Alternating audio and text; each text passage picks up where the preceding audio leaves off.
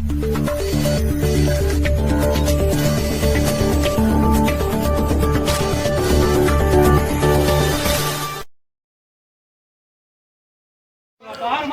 दुनिया को दहशत ज़दा करने वाले कोरोना वायरस के फैलाव की रोकथाम को यकीनी बनाने के पेश नज़र बंगाल में 31 मार्च तक हुक्म इम्तनाई नाफिज किया गया है, जिसके तहत लोगों को घरों में ही रहने की ताकीद की जा रही है।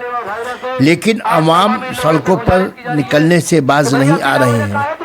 वार्ड नंबर 18 बैरकपुर म्यूनसिपलिटी के तहत इलाकाई लोगों ने इलाकों को बंद करने में मशगूल नज़र आ रहे हैं। हैदर अली, इकरा उर्दू न्यूज़, कोलकाता।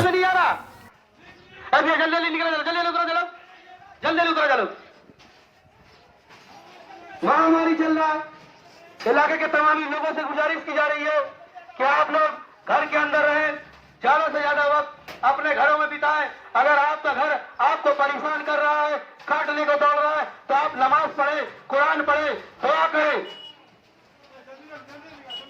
आप तमाम लोगों से गुजारिश की जा रही है, हाथ जोड़ अपील है, हाथ जोड़ के अपील किया जा रहा है कि आप लोग ज्यादा से ज्यादा वक्त अपने घरों में दें, घर से बाहर ना निकले।